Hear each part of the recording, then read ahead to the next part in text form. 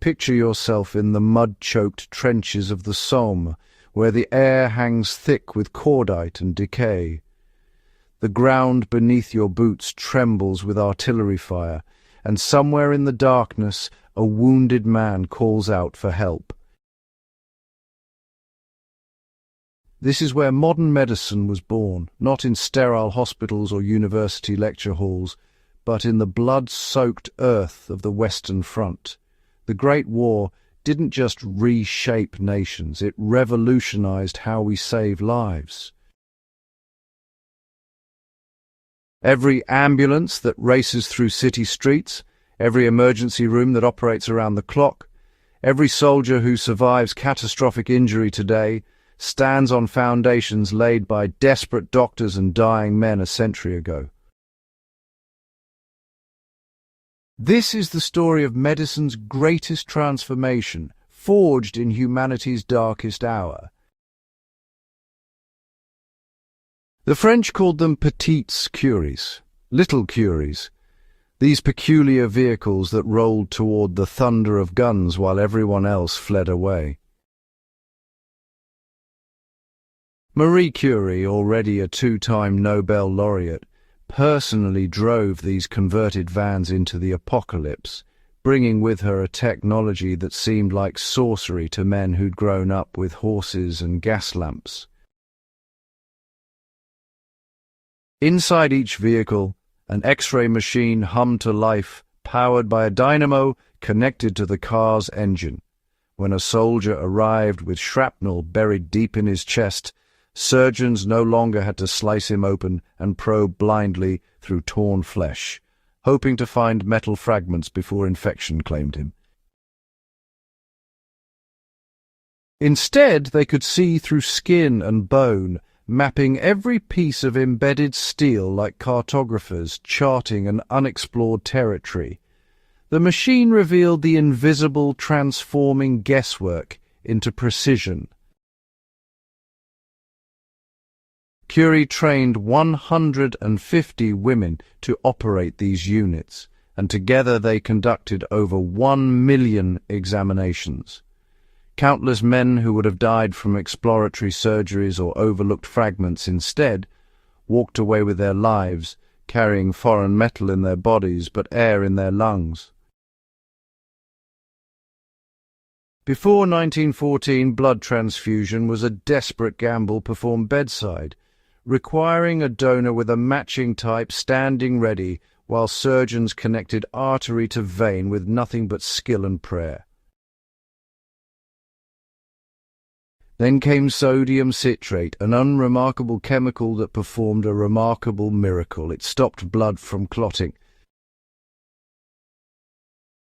Suddenly, blood could be collected, stored in glass bottles, transported in ice-packed containers to field hospitals, and administered hours or days later to men whose own blood pooled uselessly in the mud around them. Canadian Dr. Lawrence Bruce Robertson established the first blood depot on the Western Front in 1917, stockpiling preserved blood like ammunition.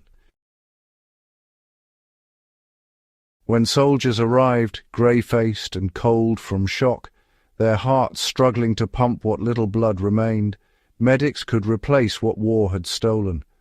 This wasn't just medical innovation. It was the birth of an idea that blood itself could be a weapon against death, that what flowed in one man's veins could become another's salvation. The weapons of industrial warfare, high-explosive shells, machine guns firing at unprecedented rates, created injuries unlike anything medicine had encountered. Faces disappeared in an instant, leaving men with exposed jawbones, missing noses, destroyed eyes. These weren't injuries that traditional surgery could address with simple stitches and bandages. Enter Harold Gillies, a New Zealand surgeon who established a specialised hospital at Sidcup, England, where he pioneered techniques that would define plastic surgery for the next century.